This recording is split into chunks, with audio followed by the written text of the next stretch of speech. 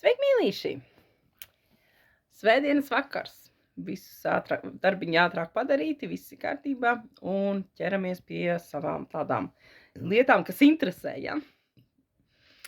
Nu, lūk, un tātad Viktorīnas jautājumi, jā, ķidāšana. Un tātad 4. jautājums. Kurš minerāls svarīgs nerviem un muskuļu relaksācijai? Kā jūs domājat? Tātad dzelzs, kalcijs, magnijs, nātrijs, jods. Kurš no šiem minerāliem, kā jums šķiet? Protams, tas ir magnijs. Jā. Un tātad gan nerviem, gan muskuļaudiem, jā. Gan arī kaulaudiem, gan fermentiem, gan žultspūslim, gan asinsritei. Visiem ir, visam organismam, visām darbībām ir svarīgs, lai pietiekoši būtu magnijs. Gan sievietēm, gan arī vīriešiem īstenībā tas tā kā ierasts ir, ka ja sievietēm liek magniju dzert, tāpēc, ka viņām ir šīs dienas, jā, kad viņām ir asins zudumi taču arī vīriešiem, kāpēc gan nē, protams. Ja cilvēkam, piemēram, kas pirmais iešojās prātā, tas ir krampi, ja? Sāk krampi raut kājas, ja? Tas ir viennozīmīgi magnija trūkums. Tas ir asinsrites problēma īstenībā.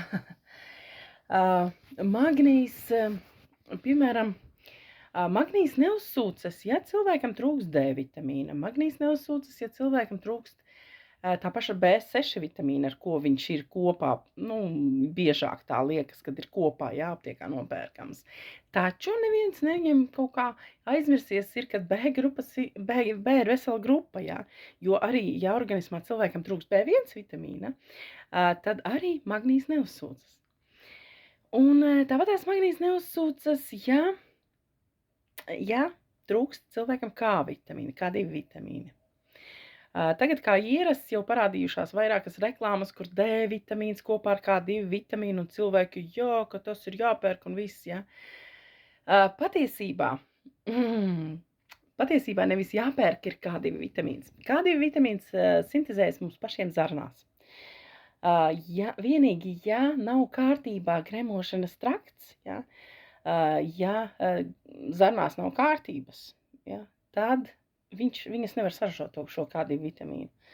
Un, ja cilvēks sāk papildus viņu lietot, pirkt atsevišķi vienkārši, tad organisms padomā, priekš kā mums ražot un neražo.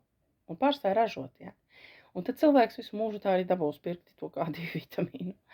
Bet, tāpēc ir jāsakārto gremošanas sistēma.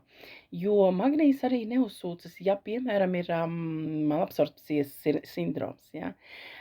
Ja ir slinkā gremošana, jā. Arī tad magnijs neuzsūcas. Tāpat magnijs ļoti traucēta ir uzsūkšanās podagras slimniekiem. Ja ir asinīs daudz urīnskābes, jā. Arī tas ir ļoti, ļoti tāds cilvēkiem. Magnijs, faktiski magnijs ir daudz kur vajadzīgs. Ja, piemēram, ja trūks cilvēkam magnija, tad kalcijs var nogulsnēties asinsvadu sieniņās. Tas arī ir ļoti svarīgi, un magnijam ir ļoti, ļoti svarīga loma cilvēka organismā. Gan, nervaudos, gan kaulaudos, gan muskuļaudos, visur ir vajadzīgs magnijs. Jā. Un, pirmām kārtām, kas ir jādara cilvēkam, ja viņam trūkst visu laiku magnija, patstāvīgi trūkst magnija, viņam vajadzētu sakārtot gremošanu.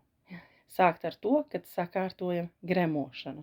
Jo faktiski magnijs arī regulē kuņģa sālskābi. Ja? Interesanti.